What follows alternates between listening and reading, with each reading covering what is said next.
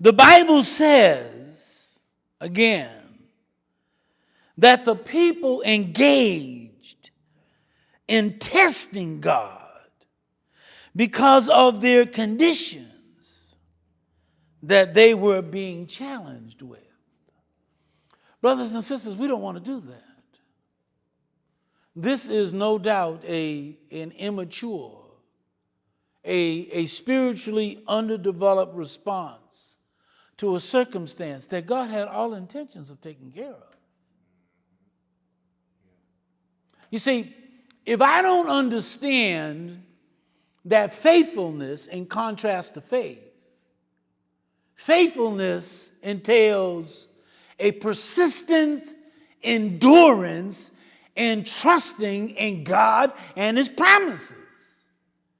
If I am satisfied or content with the idea that I believe in God, it is insufficient in sustaining me when I get a surprise, particularly when it's an uninvited, an unwelcome surprise in my life situation.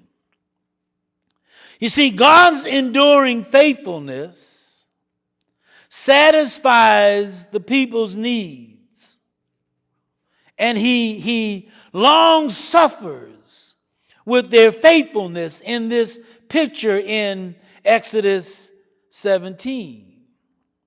God is demonstrating there how the believers should have responded to Him. So God takes the responsibility of long suffering as a result of the non-compliance of His people. He admonished them, don't murmur, don't complain, don't engage in quarreling, because all that only suggests that you don't believe that God is going to take care of you in this situation that you're dealing with. How naive, how selfish. Well, ask yourself a question, Israel. Not too long ago, you were slaves in Egypt. And you were suffering. You cried out to God in suffering circumstances. And He sent you a deliverer. Hello? Why is it that a little water and a little nourishment, the lack of it, why does it arouse your flesh so intensely that you would violate my commands? I commanded you not to do that. You see, the message that is webbed within the Scriptures clearly is, if there's one thing Christians always ought to be, is to be prepared.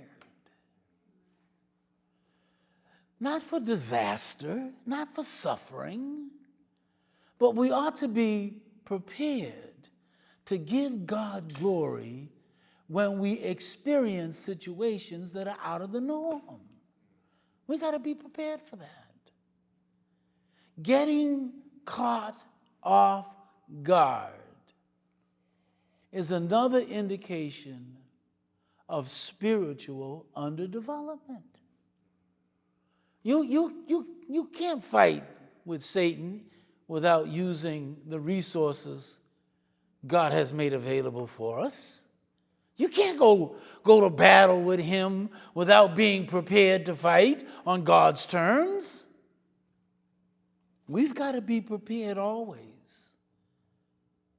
to give God glory for the circumstances that come into our lives, so that He indeed will be glorified.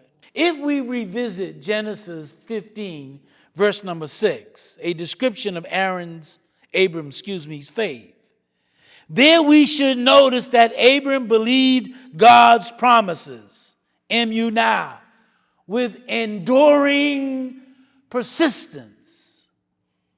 And he had a persistence, the Bible suggests. He had a persistent commitment to God, which was displayed in his faithful life.